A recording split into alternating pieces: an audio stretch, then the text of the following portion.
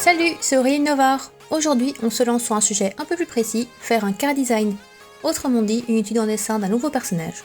Je le dis tout de suite, on va parler de la création d'un chara design simple, sans autre intention derrière. Ce n'est donc pas un chara design adapté pour en faire de la 3D derrière, comme on peut le voir au milieu du jeu vidéo. Ces chara designs là sont beaucoup plus détaillés que celui-ci et sont un tout autre sujet. Ici, on part sur un chara design d'un personnage JDR, créé dans le but d'approfondir le personnage, de comprendre son caractère, son style vestimentaire et sa manière d'être en général. Pas besoin donc de faire plein de vues différentes ou de s'investir à fond dans les détails. Le but, c'est qu'en une planche de 4 poses, on comprenne tout de suite le personnage. Alors c'est parti pour la première étape, l'échauffement. Cette étape n'est pas vraiment nécessaire si vous dessinez déjà beaucoup. Ici, ça faisait un moment que j'avais plus fait de chara design ou de dessin d'expression de visage, donc j'avais besoin de me refaire un peu la main. Je vous conseille de commencer par faire des croquis rapides, sans prise de tête, juste pour mettre sur page votre première idée de personnage. C'est pas vraiment nécessaire que ce soit joli, le but c'est vraiment que votre personnage prenne vie petit à petit. Dans mon cas, ce personnage a été créé assez rapidement pour une partie du jeu Masque, que je recommande d'ailleurs. J'ai joué que quelques soirées, donc il n'est pas très approfondi. Du coup, le dessiner m'a donné l'occasion de réfléchir à comment il s'habille, comment il se comporte, ses expressions, etc. J'en profite pour vous en dire un peu plus sur lui. Du coup, Mike est un gamin des rues qui utilise ses pouvoirs de téléportation pour voler les autres, ce qui lui a attiré quelques ennuis des criminels comme avec la police. Après avoir été arrêté, il a finalement accepté de rejoindre un programme de réinsertion sous la tutelle d'une super-héroïne reconnue. Il a donc rejoint une petite équipe d'ados pour être remis sur le droit chemin et devenir un super-héros à son tour. Ce qui n'empêche qu'il est sûr de lui, égocentrique, solitaire et a le don d'attirer les ennuis, ce qui le rend assez fun à jouer et à dessiner. Après ces croquis, il est temps de passer à la vitesse supérieure en utilisant des références. Alors c'est quelque chose que je répéterai jamais assez, mais les références c'est vraiment essentiel quand on dessine. C'est la meilleure manière de s'améliorer en dessin et d'augmenter sa productivité. Vu que c'est un dessin fait pour le fun, sans réelle intention commerciale derrière, j'ai pas vraiment cherché très loin mes références. Si vous en utilisez pour vendre votre art, pensez à prendre des références de photos libres de droit afin de respecter les photographes et les gens sur les photos. Sinon, en général, Pinterest est votre meilleur ami. Alors j'ai commencé par des poses simples, basiques, sans vraiment m'attarder sur le style de dessin. Même si je reprends d'abord la forme exacte du personnage de la photo, j'adapte ensuite ses proportions pour qu'il corresponde plus à mon style et à mon perso. J'utilise beaucoup l'outil transformation libre pour changer l'épaisseur des jambes, la taille de la tête, la largeur des épaules, etc. C'est un moyen très rapide et efficace d'améliorer les proportions d'un personnage. Je ne cherchais pas forcément à faire un style très réaliste, donc j'ai souvent exagéré les proportions comme la taille de la tête ou la forme de son torse pour lui donner un style un peu plus cartoon, un peu dans l'idée des dessins animés de super-héros américains dont est inspiré le jeu Masque. J'ai quand même essayé de chercher des poses qui correspondaient à mon personnage, un peu la façon dont il vit, dont il se comporte, comment il se tient. Donc c'est un personnage qui vit beaucoup à la dure, donc il fallait quand même que j'illustre ça à travers ses vêtements, sa posture, voir peut-être s'il a des blessures ou pas, etc.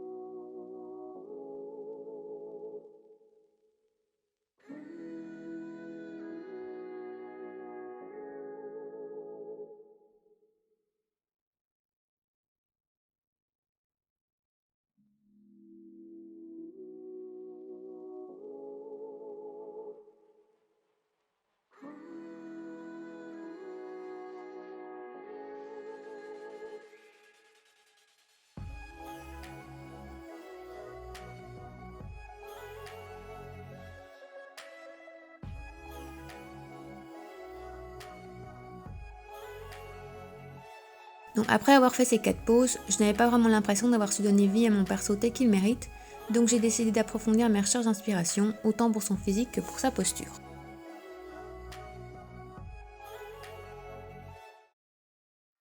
Comme je le disais, Mike est un ancien voleur, habitué à se déplacer sur des zones inaccessibles grâce à sa téléportation. J'ai donc cherché des références et des poses plus appropriées pour un voleur. Utiliser une référence, ça signifie pas forcément qu'il est facile de réimaginer le perso par-dessus. Dans ce cas-ci, par exemple, la tenue épaisse noire de l'homme de la photo ne me permettait pas vraiment de voir sa position exacte. J'ai donc dû pas mal réinterpréter pour faire Mike. Utiliser une référence, c'est pas juste dessiner par-dessus en suivant les traits, c'est aussi essayer de comprendre et de pouvoir répliquer la position du perso de la photo dans un autre contexte. Après ça, j'ai aussi fait beaucoup de recherches sur le physique de Mike et surtout sur son visage. Mike étant un métis d'origine inconnue, j'étais pas vraiment satisfaite de ma manière de dessiner ses traits. J'ai donc cherché beaucoup de photos de jeunes hommes métis pour m'améliorer.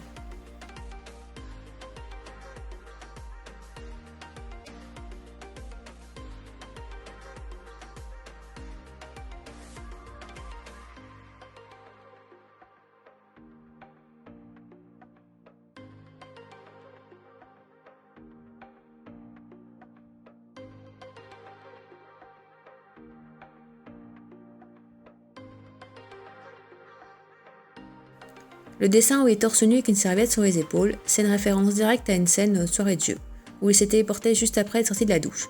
Cette scène nous avait fait beaucoup rire, donc c'était assez fun de la redessiner. C'est aussi ça faire du chara design d'un perso de JDR, savoir le dessiner dans un moment clé de la partie, même si c'est une scène loufoque. Ça en dit long sur le caractère du perso. Après avoir enfin trouvé une meilleure technique pour dessiner ses cheveux et vu que j'étais satisfaite de ma deuxième planche, je suis revenue sur la première pour améliorer mes croquis afin que les oui correspondent. Néanmoins, j'ai pas été plus loin pour la première planche car pour moi la deuxième était nettement meilleure.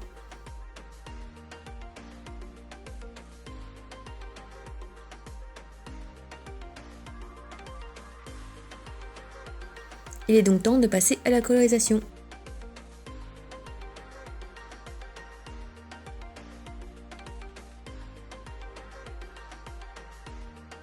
J'ai pas grand chose à dire sur le line car ça dépend vraiment d'un artiste à l'autre. Il y a zéro obligation d'en faire un. Pour moi-même, c'est pas vraiment ma tasse de thé donc j'ai tendance à l'éviter. Ce chara design était aussi une raison pour m'améliorer là-dessus, surtout que je voulais essayer de le faire sur un calque vectoriel, ce qui est plus facile pour corriger après. Vu que c'est la même technique pour les 4 persos, je vous mets juste le premier. Si ça vous intéresse, je ferai une vidéo sur le line en vectoriel une fois que je l'aurai mieux maîtrisé. Pour la colo, j'ai aussi bien sûr utilisé des références pour comprendre comment coloriser une peau plus foncée, pour bien reproduire différents matériaux de ses vêtements, etc.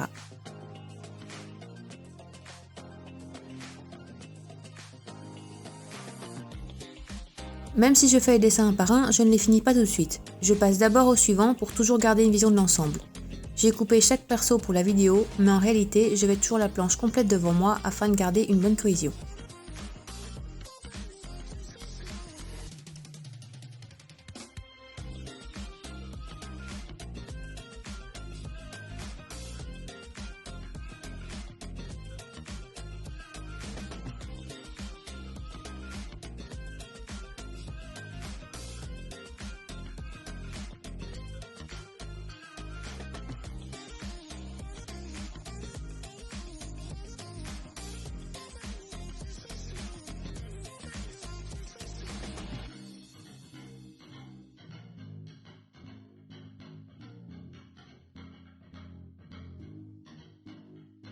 La difficulté de ce personnage, ça a surtout été de travailler sur ses vêtements quasiment toujours noirs ou de couleur foncée, et de jouer sur les différents matériaux pour qu'ils ressortent bien.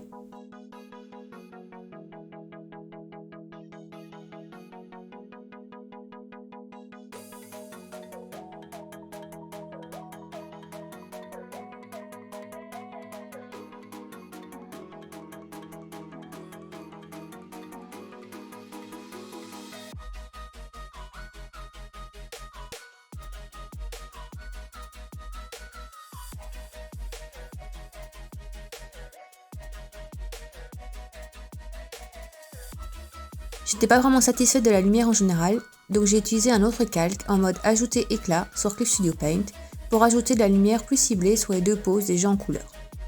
Pour la troisième pose, je voulais aussi faire une lumière un peu plus particulière, comme s'il était surpris par une lumière venant d'une porte entrouverte ou d'une lampe de poche. La rayure de lumière est sur un calque à part, toujours en ajouter éclat.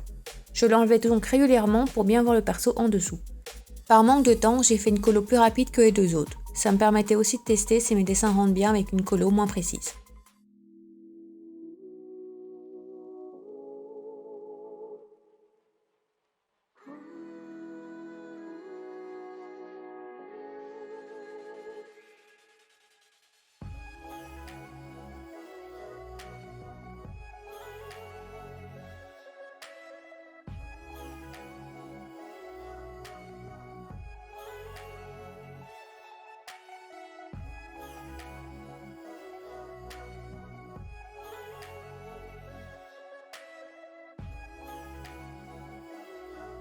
Après avoir peaufiné les deux premiers persos, j'ai aussi fait une expérience sur le quatrième.